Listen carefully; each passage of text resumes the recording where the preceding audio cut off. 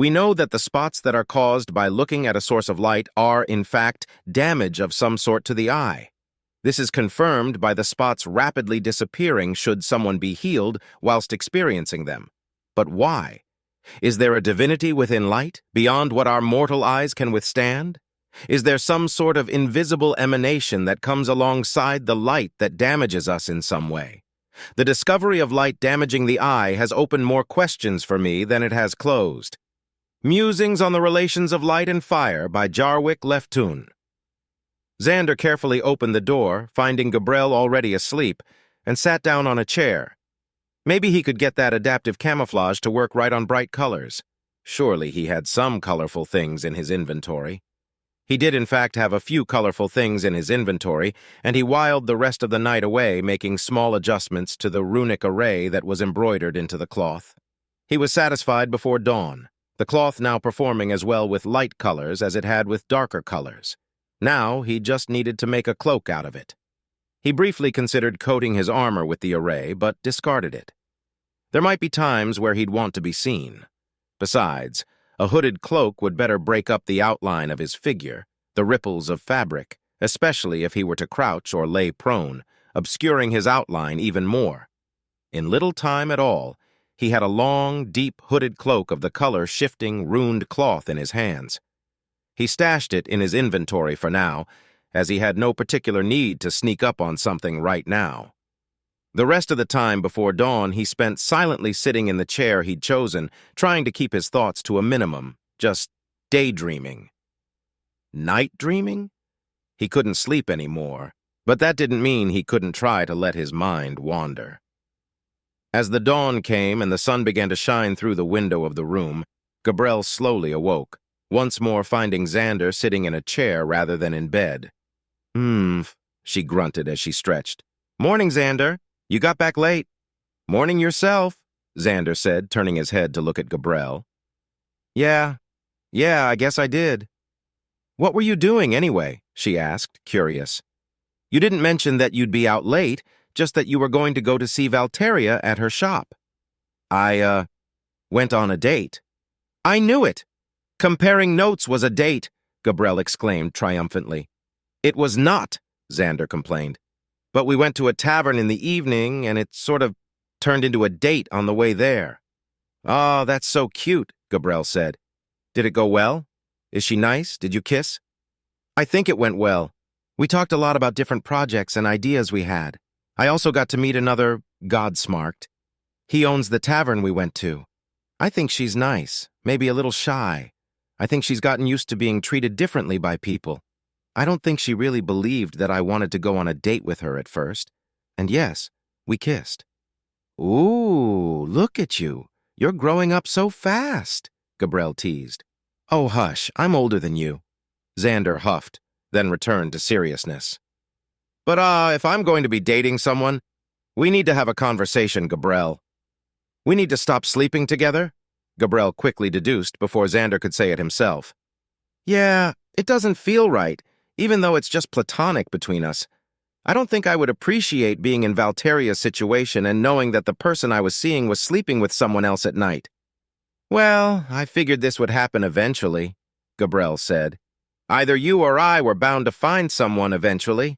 Don't worry, I'm not upset. Don't get me wrong, the snuggles were nice, but like I told you a while ago, I don't have nearly as much trouble sleeping when I'm with the team. Thanks for not being upset, Gabriel. You know this means you have to start paying for your own room, though, right? Ah, shit, you're right, I forgot. Xander left the room to allow Gabriel some privacy to get dressed and meandered back down the stairs to see if any other members of the team were already up. Looking around, he spied Graphus eating breakfast at a table and moved to sit with the dwarf. Morning, Graphus greeted Xander through a mouthful of bread. Morning, Xander greeted back. Glad to see you made it back. We were wondering if you'd be out all night, Graphus told him after swallowing his bread. I was out a bit late, I suppose. I let the time get away from me, Xander said, not really wanted to be teased again about going out on a date. So what are you planning to do today? Bah! Fraze has roped me into helping her do research for the Drakeling, so reading is what's in store for me. Graphis tore himself off another piece of bread from his plate and slathered it with jam. You going to be going back to that tinker you've been spending time with lately? Yeah, that's the plan. I'm supposed to learn more about converting mana types today, and also help her fix the suit of armor that I wrecked. Welp, Graphis said, now on his last piece of bread. I hope you learned something new. Never had much to do with tinkers. Not saying I dislike them, just that I haven't had much experience with them, so it don't make much sense to me. Using a hammer is about the only overlap in our professions. I think your hammer is significantly larger than the one most tinkers would use, Xander chuckled. Thinking about what he should be doing before he headed to Valteria's, he asked Graphis, Hey, I might need to buy some monster parts or elemental cores, something like that, for practice. You know where I would go to find stuff like that? Graphis shrugged. Dunno, my guess would be an alchemy and reagents shop. That's generally what we've sold monster parts to that didn't go to a smith or leather worker. Thanks, Graphis. The two of them chatted for a while longer, catching up on what each other had been doing. Graphis excused himself to finish getting ready for the day, saying he needed to tend to his beard, leaving Xander downstairs. Deciding to be productive and proactive, Xander stood as well and headed out of the inn to find an alchemy shop. It wasn't long before he found one, a familiar scene of an eclectic collection of powders, liquids, crystals, and strange organic things floating in jars inside the building. The proprietor was a dwarf, seated at a workbench. They were grinding something into a powder as Xander entered. He received a distracted greeting before the dwarf returned to his work. Xander wandered about the shop for a few minutes, looking at the various materials throughout the shop. He identified what he thought might be an elemental core, a jagged piece of crystal-looking material that seemed to have an inner flame. As for the monster parts in jars, Xander had no idea what was what. He finally felt he'd waited long enough and moved closer to the work table that the dwarf was still sitting at, working away at the mortar and pestle. Excuse me, Xander said, grabbing the shopkeep's attention. The dwarf said questioningly. Can I help you find something? I was wondering if you had any elemental cores. Something small, I just need one to practice with. Aye, I've a few of them around the shop. You want something to practice with? So a relatively weak core, then? Not all the small ones are weak. Do you need any particular type? The dwarf stood up and stretched, moving to one of the shelves. No, just whatever is cost-effective, I suppose. The alchemist rifled through the various bits and bobs on one of the shelves nearby, before producing a small chip of what looked to be a semi-translucent stone. It was tinged slightly yellow with streaks of white. This here is a chip off a lightning-attuned core. Pretty weak, but it does still produce mana.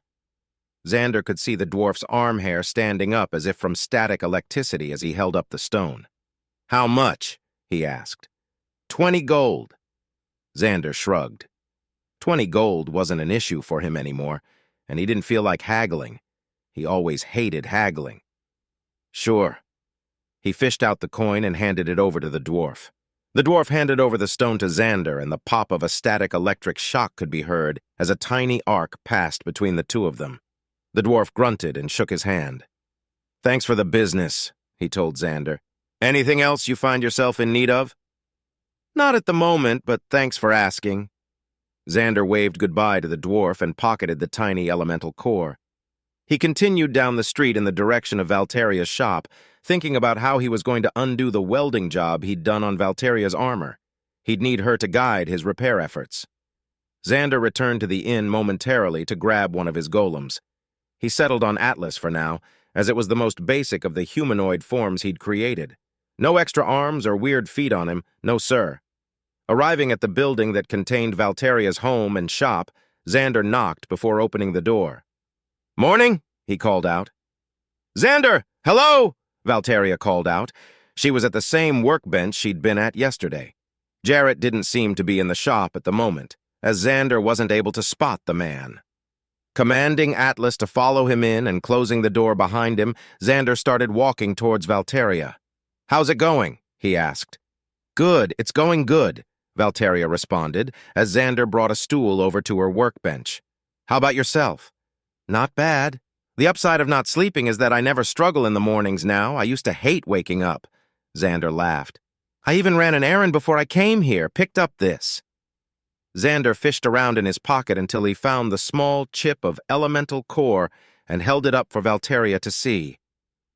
"Core?" she asked distractedly, staring at Atlas.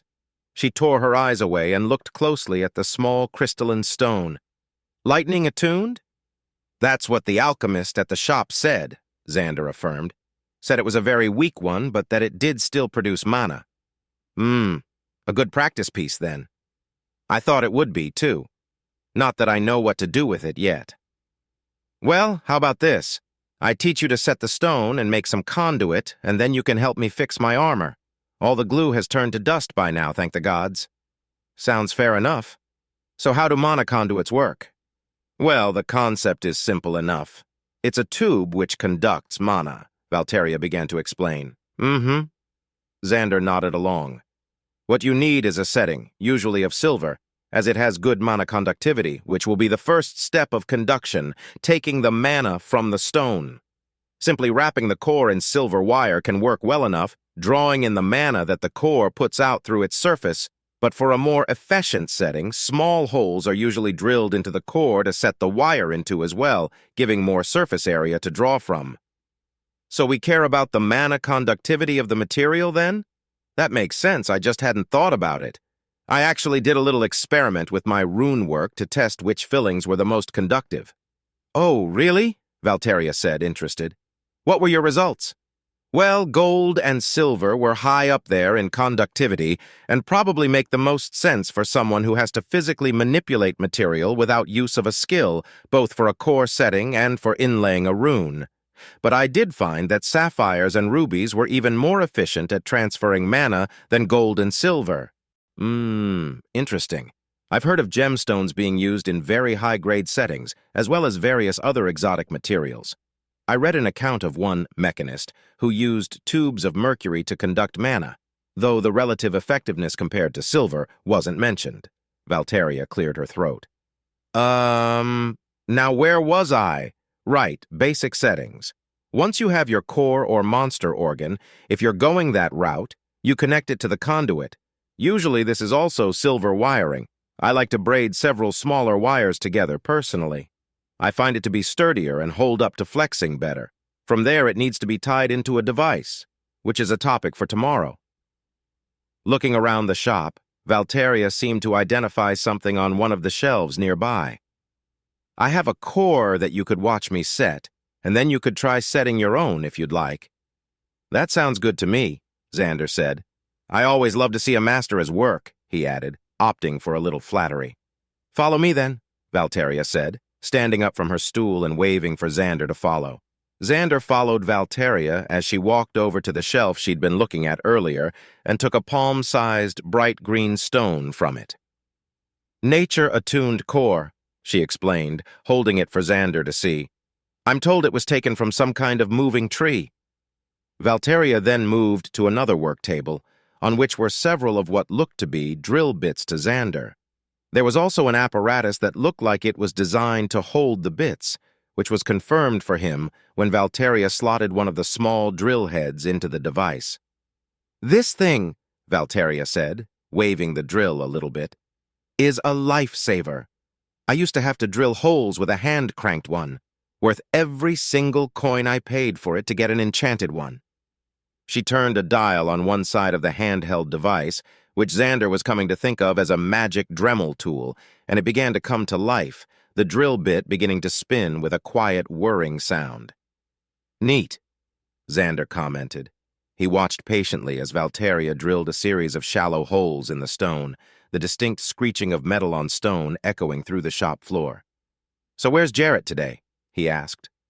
"Oh, he has the day off today. He asked for it about a week ago, not sure what for, though," Valteria said distractedly. Soon she was finished with the holes she was drilling into the core and moved to another workbench.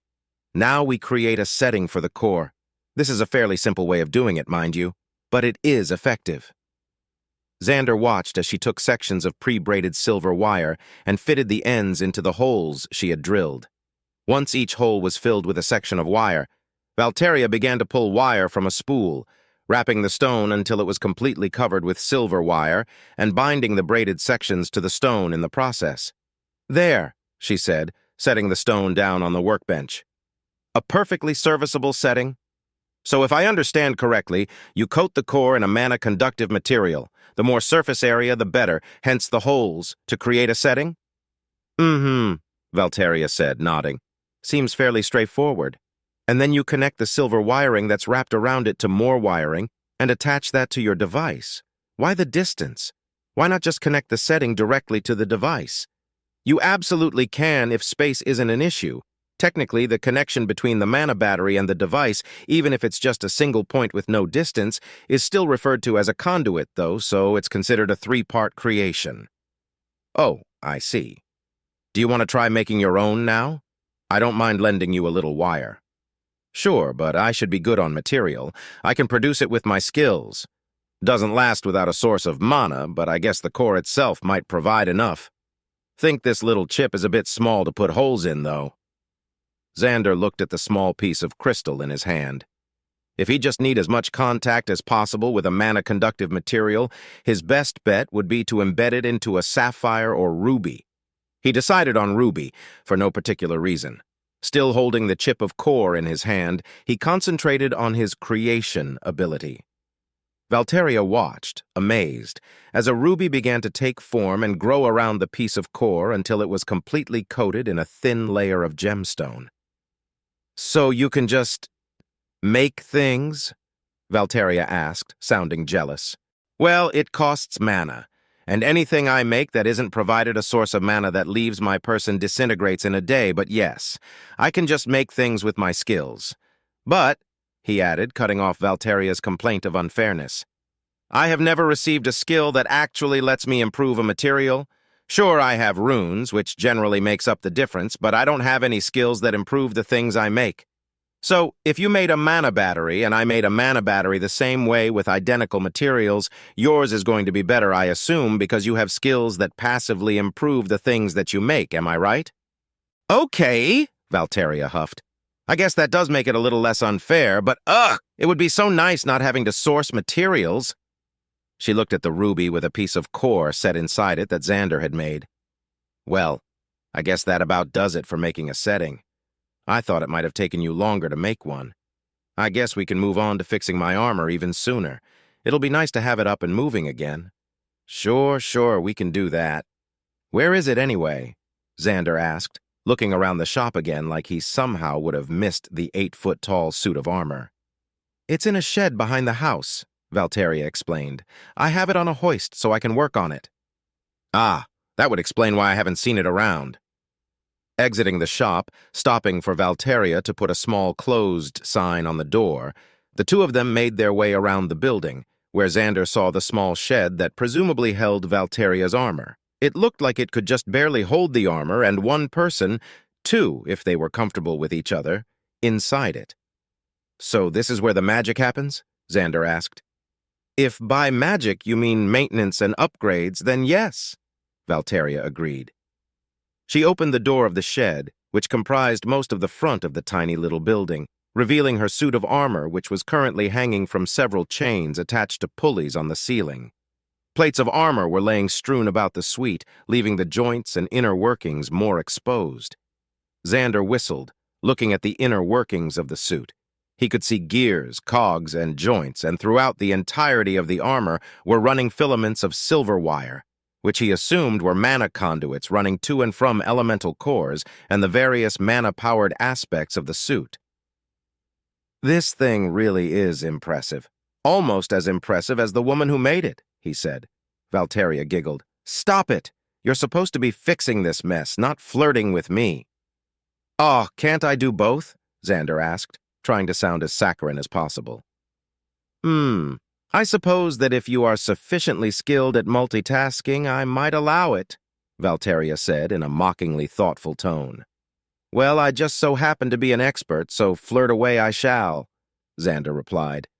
Now, how about the beauty in front of me shows me exactly where the other beauty in front of me needs some repairs? Valteria sighed at Xander's antics, but he could see the slight flush in her face. Well, you welded the wrist joints, elbows, and knees. They aren't welded all the way round. It's more like you smoothed over a portion of it like it was wet clay. So if you could just put it back, Shape it back to how it was. That should be all that's needed. Pretty straightforward, Xander said, standing behind Valteria as she pointed out each joint. He could see the misshapen parts where he'd slapped a weld onto the metal. He leaned over her and put his hands on the elbow joint that they were closest to and began to shape the metal back to its original form. "You're very close," Valteria murmured to him as he formed the metal. "Would you like me not to be?" he asked carefully. Valteria was silent for a moment before answering, "No." Quietly. Xander carefully shifted to be a little closer, but still not quite touching, as he moved on to the wrist joint of the same arm. The process itself was simple, but he was enjoying taking his time. As he finished the wrist, he turned to look at Valteria. He found himself looking right into her eyes as she was staring back at him. Unable to resist the temptation, he leaned in a little closer, gauging Valteria's reaction. When she too leaned towards him, he closed the small gap between them, drawing her into another kiss. Valteria pressed herself against him, the shed hiding them from any prying eyes on the street, and let out a small noise as Xander squeezed her tight. She was breathing a little bit harder than before the kiss as they separated again. Valteria let out a breath. "You're a really good kisser." "Yeah?" Xander said, pleased with himself.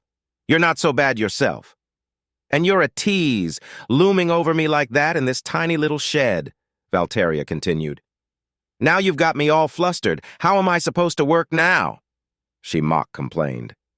Xander was glad to see that Valteria was comfortable enough with him to joke like that. "Forgive me," he said formally, making a deep bow. "However can I make it up to the lady?" "Oh, stop it! I will tolerate no bowing and scraping, even in jest," Valteria said, slapping him lightly on the shoulder as he was still holding the bow. "You can make it up to me by fixing the rest of these joints. And by taking me out to dinner?" she added, hopefully. "I think that can be arranged," Xander said. "Is there anywhere you have in mind? I will admit I haven't become very familiar with the local restaurant scene, what with my dietary restrictions." "It doesn't make you feel bad to go out to a restaurant, does it?" Valteria asked softly, watching his face for a reaction. "Nah, don't worry," Xander said, waving off the question with one hand. "It doesn't bother me too much. Sure, I miss the taste of a good cut of steak, but I was never that into food.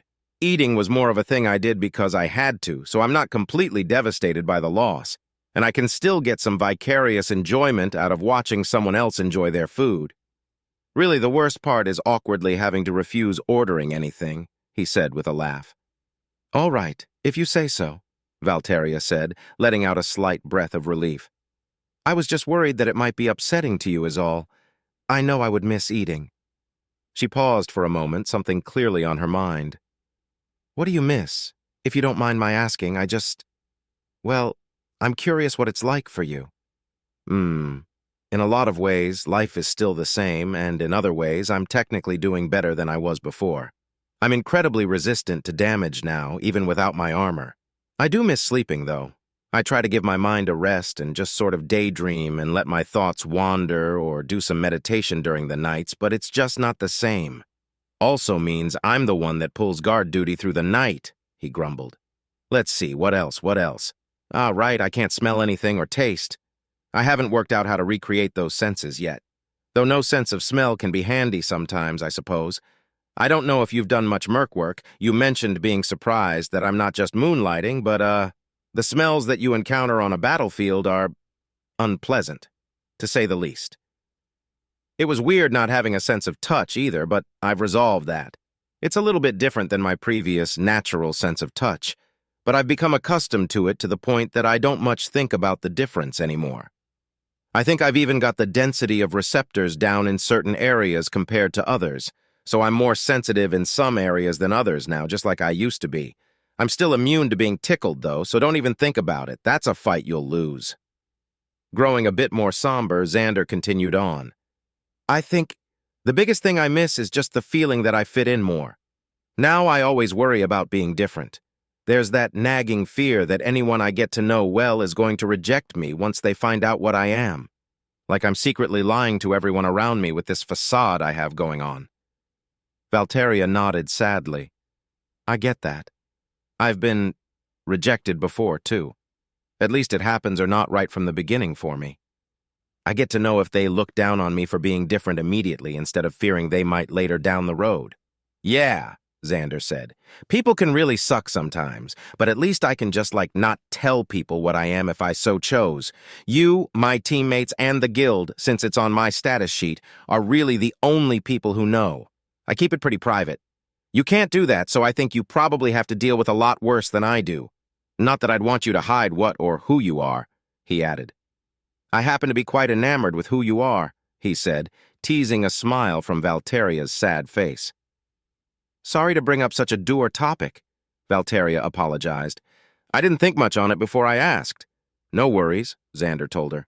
Honestly, I think it's good to be able to talk about it with someone. It's healthy to be able to get you feelings out there, and it helps that I feel like you understand where I'm coming from with it, though from a slightly different perspective.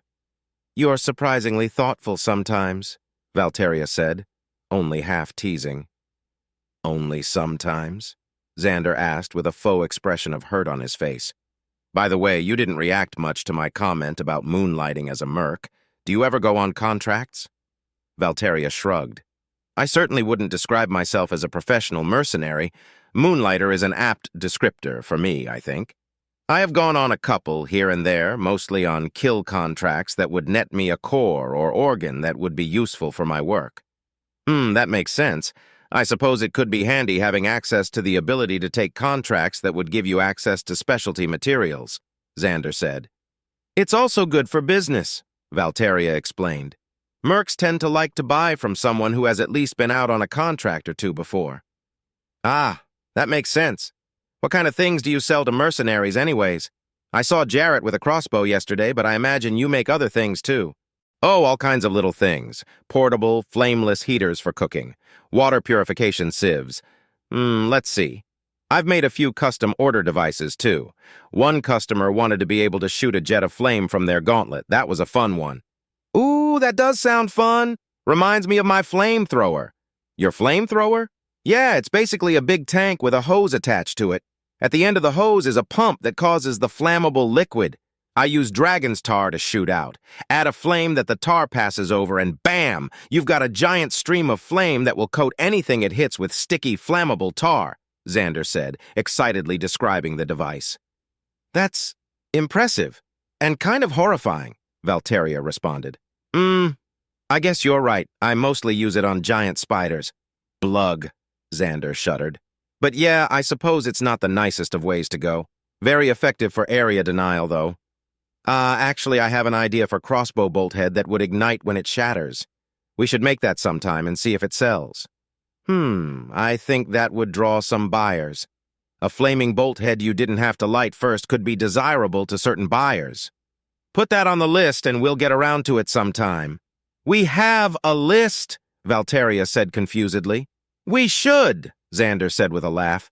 Now let's get the rest of these joints done. The repair of the other arm and the leg joints that Xander had locked into position during the tournament was a short affair. Looking over the bare metal frame of the armor still hanging from the ceiling, Xander clapped his hands together, mimicking dusting them off. Good as new, he exclaimed. Looking over to Valteria, he asked concernedly, It is good as new, right? Valteria had been staring at the armor as well, lost in thought about how she was going to improve it next. Oh, yes. It's right as rain again, ready for use. Thank you, by the way, for fixing it, she said awkwardly. Well, I'm the one who broke it, so it's only fair that I fix it. So what do you want to work on next? Xander asked. I could do some rune work for you, or we could kiss some more? Valteria flushed at the question, but didn't immediately say no. A few minutes later, she found herself on her tiptoes and lightly pressed against the interior wall of the shed, her lips pressed against Xander's. Once the two of them were done acting like teenagers parked in a secluded parking lot, they made their way back into the shop. Stepping inside and closing the door behind them, Valteria let out a breath. I think you are going to have to do a lot of rune work to make up for how much you just kissed me, Xander. What? You didn't like it? He said with a raised eyebrow. I didn't say that, Valteria said with a smirk. If you love engaging stories like this, Make sure to like, subscribe, and turn on notifications to stay updated with all the latest episodes from FY Stories.